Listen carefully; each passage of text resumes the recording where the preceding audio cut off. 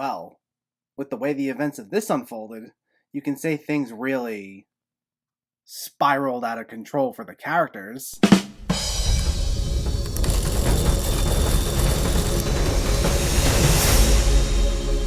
What's going on, everyone? Welcome back to my channel. Today we're talking about a brand new release, Spiral from the Book of Saw. Before we begin, let me know in the comments what your thoughts on this movie were, if you already saw it or if you were planning on seeing it, and make sure to hit that thumbs up button if you like these reviews, as it helps me out immensely by getting my channel out there. And if you're new here, I hope you consider hitting that subscribe button so you can stay up to date with reviews of new releases, older films, hidden gems, and so much more on a near daily basis. But let's jump right into it and let's talk about Spiral from the Book of Saw. This stars Chris Rock as brash detective Ezekiel Zeke Banks. Working in the shadow of his father, an esteemed police veteran played by Samuel L. Jackson, Zeke and his rookie partner, played by Max Minghella, take charge of a grisly investigation into murders that are eerily reminiscent of the city's gruesome past. This brings back Darren Lynn Bousman as director, who previously helmed Saws 2, 3, and 4, and it's co-written by Peter Goldfinger and Josh Stolberg, the latter of whom also wrote the previous Saw film Jigsaw. And it's notable because Chris Rock also serves as an executive producer, alongside series creators Lee Winnell and James Wan, and this stemmed from an idea he had, which he approached Lionsgate about.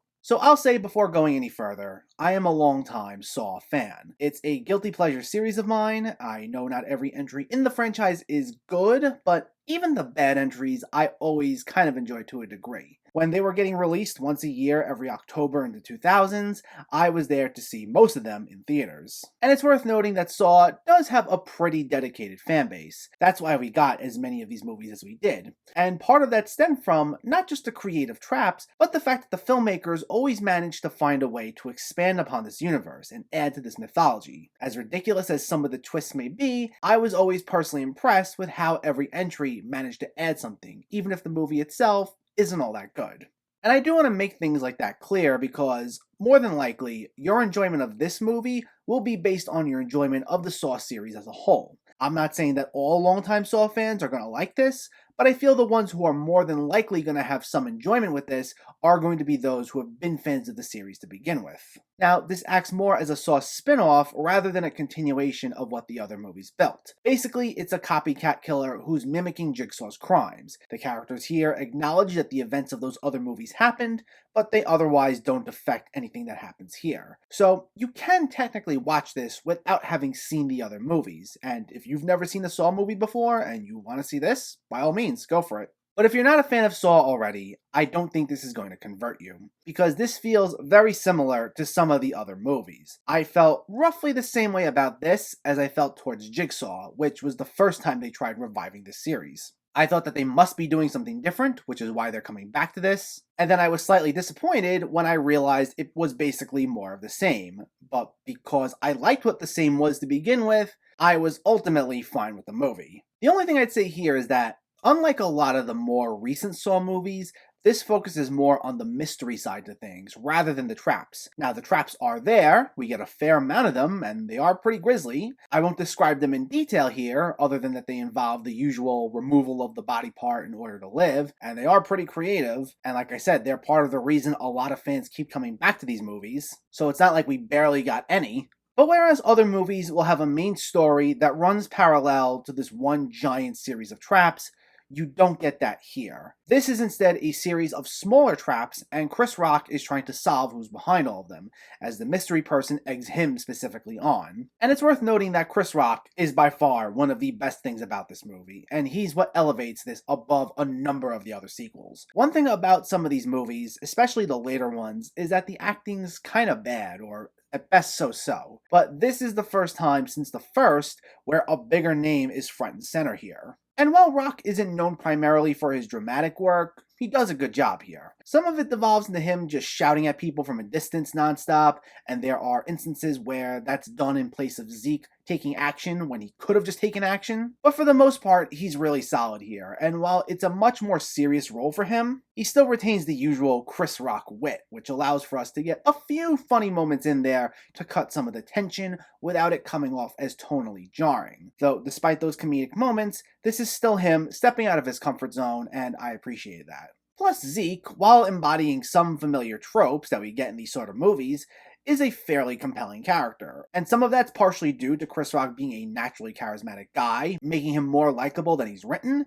But even in terms of the writing, he does have a lot of personal ties to a lot of the events here. He doesn't just so happen to be the detective trying to solve this case. All the targets here are other police officers, very corrupt police officers at that, and we realize, without getting into spoilers, they do have some connection to him in some form or another. Now, this has been compared a bit to David Fincher's Seven, between the mystery aspect of it and the grisly nature of the murders, as well as there being a specific message as to why these murders are taking place. And the main message here, again without getting too much into spoiler territory, is to highlight the corruption in police departments, which is a bit of a change of pace from the other movies, as the original Jigsaw generally went after those who weren't police officers, unless they were someone coming after him. It does add a little bit of social commentary to the film, given current events. The thing is, unfortunately, this doesn't go as deep as Seven did in terms of said message, and the screenwriters wind up not having much to say on the subject, other than that, it's a thing. I also can't end this without mentioning that Samuel L. Jackson is the other really big name here, as Zeke's father, and another standout. It's worth noting that Jackson actually does play a pretty big part here, at least in terms of his ties to everything going on, but his screen time is limited. He's seen throughout the movie, but when you add up all that screen time, it really amounts to a glorified cameo. What I will say though is, he's not a throwaway character, and the amount of times we do see him, it's great. His character isn't the most developed, and I would have liked to have explored more of the relationship between him and Chris Rock, but again, it's the same with what Rock does with Zeke.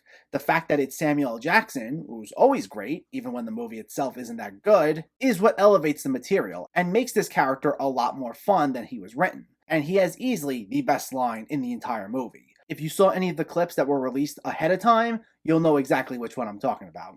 Now, again, I won't get into spoilers, but regarding the ending of the movie, I liked it and didn't like it at the same time, if that makes sense. There's a twist, as with these other movies, and keeping in line with these other Saw films, it's a ridiculous twist. My thing is, it's a lot more obvious than any of the other ones we've gotten so far. The way it's set up, you can see from a mile away. There's one major thing that happens around the halfway point, maybe a little before it, and when I saw that, I knew immediately, this is what the twist is going to be. And sure enough, I was right.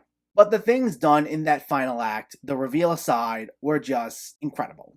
Like, it's basically why I like coming back to these movies, despite the problems they may have. It's about as grandiose and ridiculous and as over the top as some of the stuff we've seen in a lot of the other Saw films, to the point that I almost burst out laughing in the theater because of just how off the wall it was. I know that sounds like a bad thing, that I'd be laughing at a movie that you're meant to take seriously. But for me, as a longtime fan, it's more like, yes, Saw is back and it gave me what I wanted, and I love it. Like I said earlier, it winds up being similar to some of the other Saw movies, but because what I like those other movies had to offer to begin with, it was still fun for me. Like, even though you're supposed to take these movies seriously, you don't need to take them 100% seriously. Now, I don't know if a sequel is going to be made, but once again, no spoilers. The way it's set up, it can happen, and it seems like this has been doing well at the box office, so that does increase the possibility of it happening. And all I'll say is, while I don't think a sequel will do much that's different, as seems to be the case with all the other Saw sequels, I'd be lying if I said I wouldn't be interested in where the story could go. But we'll see.